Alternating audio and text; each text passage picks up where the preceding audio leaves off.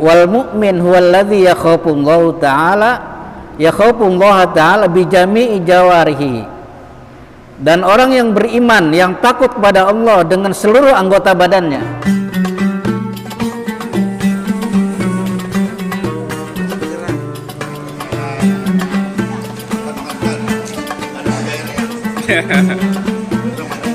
Besok ya.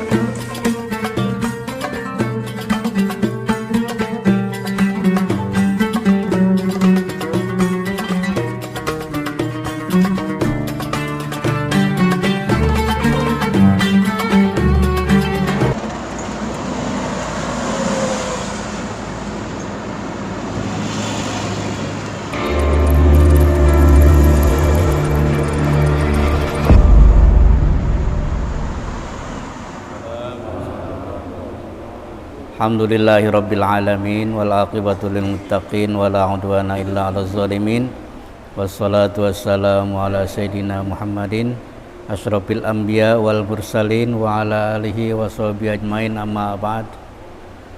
Bapak dan saudara-saudara sekalian, alhamdulillah wa syukrulillah, Allah telah memberikan taufik hidayah, kesehatan dan rezeki kepada kita sehingga kita dapat sholat subuh berjamaah di samping sholat fajar 2 rakaat. Mudah-mudahan kesemuanya ini mendapat pahala yang besar dari Allah Subhanahu wa ta'ala. Amin ya rabbal alamin. Sebelum kita mulai kajian kitab, terlebih dahulu kita baca suratul Fatihah. Jadi muadzin kita ini saudara Arwan ya, Arwan bin Hanafi. Hari ini, pagi ini akan melakukan operasi hernia di Rumah Sakit Islam Sukapura. Kita doakan mudah-mudahan operasinya berjalan lancar, aman dan selamat, serta cepat pulih kembali ya. Sehingga dia bisa azan seperti biasa sebagai muadzin subuh di masjid ini. Bihadziniyah al-Fatihah. A'udzubillahi minasyaitonirrajim. Bismillahirrahmanirrahim. Alhamdulillahirabbil alamin arrahmanir rahim maliki yaumiddin iyyaka na'budu wa iyyaka nasta'in ihdinas siratal mustaqim siratal ladzina an'amta 'alaihim ghairil maghdubi 'alaihim waladdallin amin. Ya, kajian subuh kita ya mulai Jumat ini itu ada panduan kitab namanya Mukasyafatul Qulub karya Imam Ghazali ya. Silakan bagi yang punya itu dibawa. Ini Ustaz Kahfi sudah bawa ya. Silakan bagi yang muda-muda. Kalau yang belum punya itu bisa dibeli di kitab Asghar 80.000 cash ya, nggak boleh ngutang. Silakan ya, beli. Nanti kita baca di sini.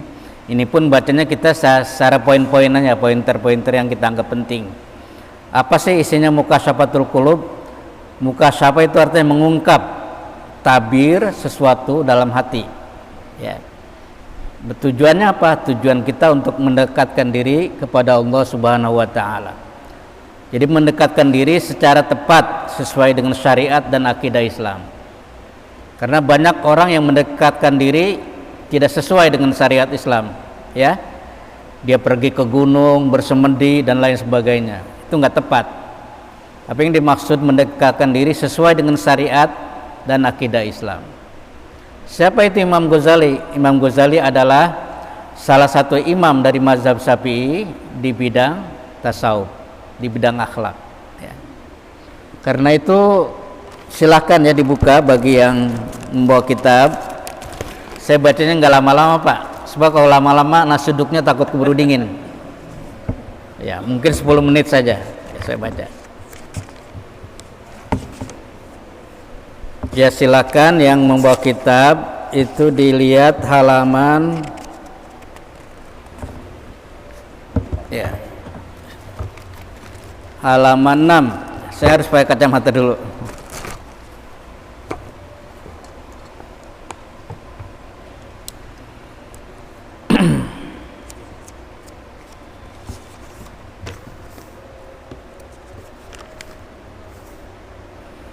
Apa sih perbedaan antara takut dengan Allah dengan takut kepada singa ya. Mal farqu bainal khaufi minal asadi wal khaufi minallah. Apa perbedaan takut?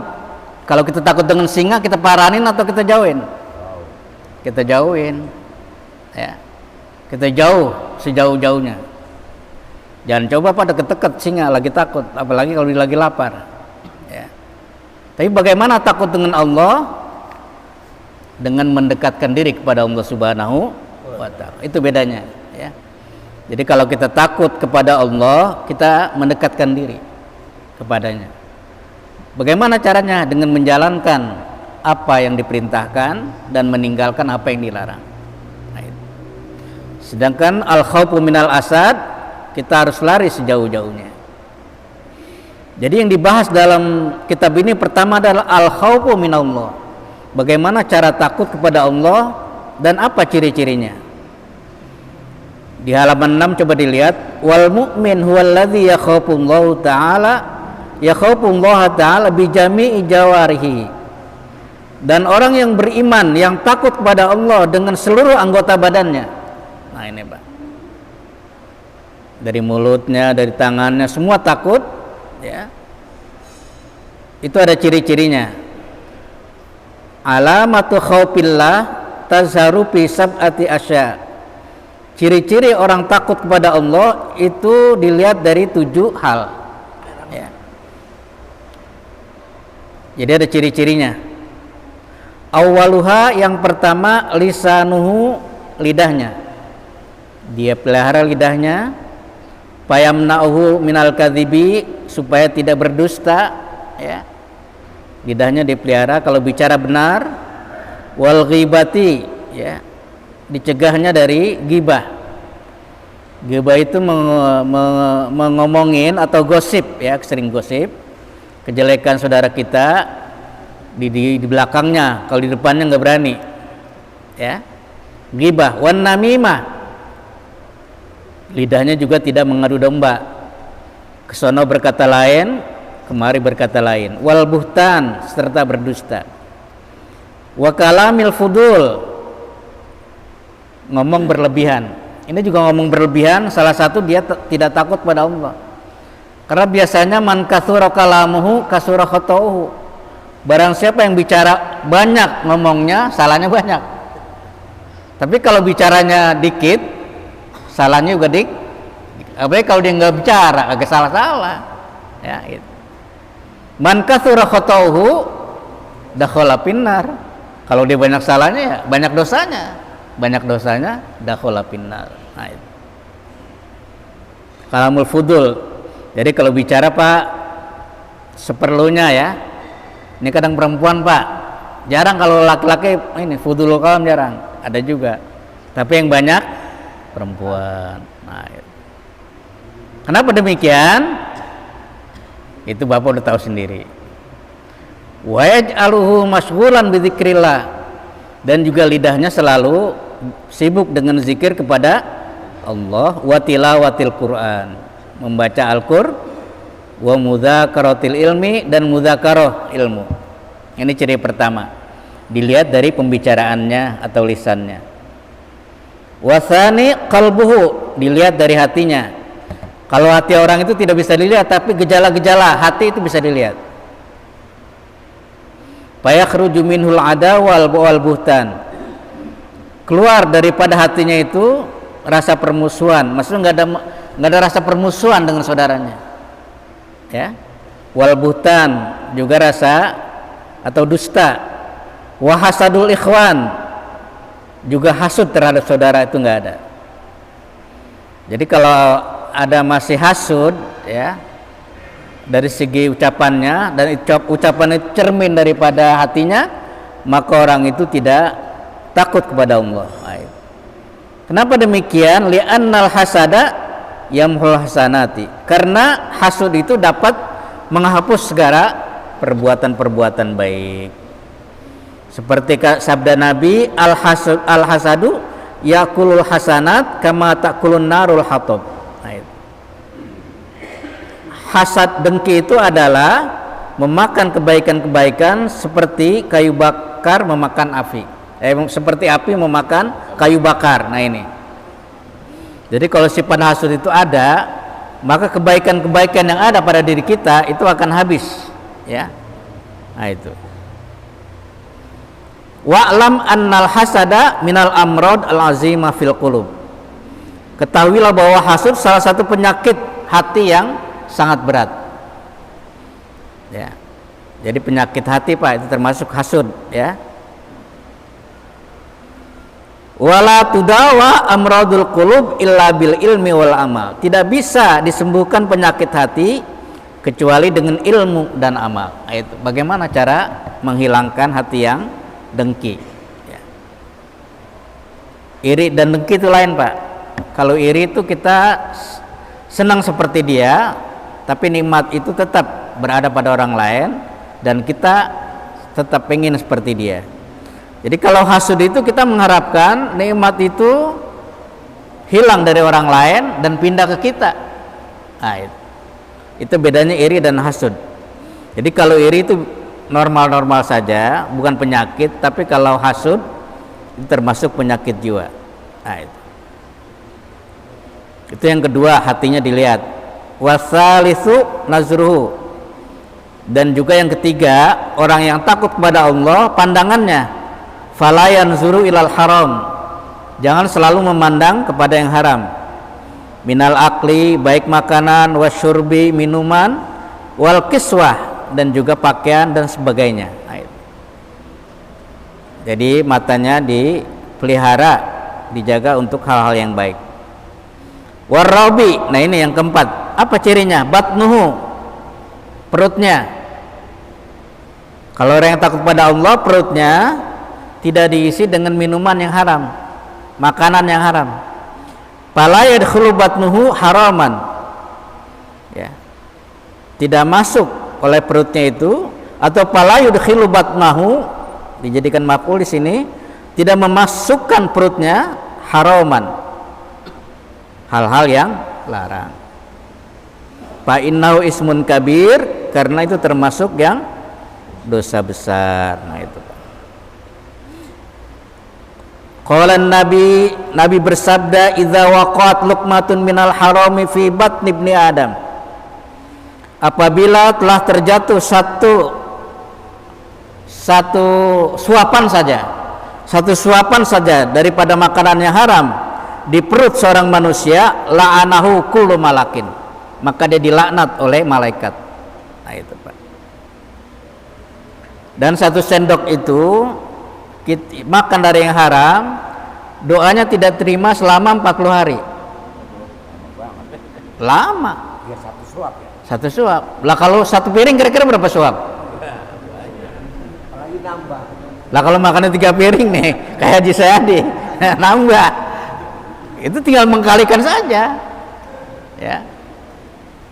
Jadi kita jangan menyalahkan Allah, kok doa gue nggak diterima-terima. Kita koreksi dulu. Muhasabah, ada nggak ya kita makan yang haram? Nah itu. La'anahu kullu malakin fil ard. Dilanat oleh malaikat yang ada di bumi wassama, dan juga malaikat yang ada. Madamati tilkal luqmatu fi batnihi, selama suapan nasi itu masih ada di perut. Ya itu Pak. Makanya Pak kalau ada itu langsung dibuang, dikeluarin Pak, langsung ke WC. Dibuang cepat-cepat. Nah itu. Wa in mata ala tilkal halati, jika dia meninggal dunia dalam keadaan seperti itu, masih perutnya masih mengandung hal-hal yang haram, pama'wahu jahannam, maka tempat kembalinya neraka jahannam. Itu Pak. Itu satu sendok Pak. Kalau Bapak makannya berapa piring Pak? 2 piring. Tinggal dikali aja. Itu yang keempat. Wal khamis, ciri yang kelima, orang yang takut kepada Allah, yaduhu fala yamuddu yadahu ila haram. Tangannya tidak bisa memanjangkan ke sesuatu yang haram, apalagi mengambil. Jadi tangannya tuh kalau asal yang haram ditarik, jangan sampai keambil tuh. Nah itu maksudnya. Fala yamuddu ma fi taatillah. Nah itu. Dan yang keenam, wasadis qadamuhu, kakinya juga bisa dilihat. Fala yamsi fi maksiatillah. Dia tidak berjalan untuk maksiat kepada Allah. Jadi kalau diajak untuk maksiat kakinya berat, nggak mau datang. Ya. Bal yamsi fi taatihi wa ridha. Tetapi kalau diajak untuk ketaatan Allah, kakinya mudah melangkah. Dan keridhaan Allah. Wa ila suhbatil ulama was sulaha. Kalau diajak ya berkumpul atau berteman dengan ulama dan orang-orang yang saleh itu merasa ringan. Ya, dengan. Dan yang terakhir wasabi. Ta'atuhu itu ketaatannya bisa dilihat. Fayaj'aluhu ta'atuhu khalisatan liwajhillah. Taatnya itu betul-betul murni karena Allah Subhanahu wa taala. Wa yakhafu minar riya, dan dia takut dengan yang namanya riya. Riya itu kalau berbuat sesuatu ingin dipuji. Jadi ada riya, ada sum'ah. Kalau sum'ah itu ingin didengar. Oh, dia itu berbuat baik, tapi supaya orang lain tahu disiarkan. Sum'ah namanya. Itu dari sumi'a, ya. Ada nggak perlu didengar tapi dilihat, nah itu namanya riya. Dari ro'a dilihat. Tapi kalau nggak ada yang lihat dia nggak mau berbuat baik. Kalau nggak ada orang, nggak ada yang lihat dia nggak mau sholat. Terasal ada orang nunggu baru sholat. Riya namanya. Nah, itu ciri-ciri 7 tanda orang itu takut pada Allah atau tidak. Dilihat dari 7 tanda itu. Jadi kalau orang betul-betul sudah takut kepada Allah, maka manusia akan takut kepada dia. Sehingga ada hadis may yakhafullaha yakhafuhun nasu. Kalau orang betul-betul takut kepada Allah, maka yang manusia akan takut kepada dia. Ya. Itu saya pelajari, Pak. Itu kalau kenapa Kiai Nur Ali begitu karismatik? Ya. Karena dia betul-betul takut pada Allah. Jadi sampai penjajah, sampai musuh-musuh takut pada dia. Karena dia takut cuma kepada Allah, pada yang lain dia nggak takut. Kata dia, kalau yang namanya manusia gue kagak takut. Ya. Ditanya siapa itu, dia masih manusia, gue nggak takut. Tapi kalau saya takut pada Allah, nah itu baru-baru. Makanya itu salah satu karismatik ya Kiai Haji Nur Ali, karena betul-betul ya itu diterapkan nih al-khaufu minallah. Jadi nggak ada yang ditakutin, ya. Bahkan mau penjajah dia sudah berapa kali ya, mau dibunuh ya, itu mau dibom macam-macam. Bahkan ketika zaman Soeharto dia termasuk ulama yang vokal yang sering dimusuhi, tapi dia nggak takut, ya. Nah, itu kenapa? Itu ternyata memang betul-betul takutnya kepada Allah maksimal, ya, seperti itu. Demikianlah dapat saya sampaikan. Jadi nanti silakan bagi anak-anak muda ya di bawah kitabnya ya, itu di depan ada 80.000 kalau nggak salah ya. Ini kitab ini murah Pak, tapi sebenarnya pelajaran sangat penting ini ya, banyak sekali ya. Dari saya cukup sekian, kita tutup dengan pembacaan hamdalah alhamdulillahirabbil alamin. Ya silakan.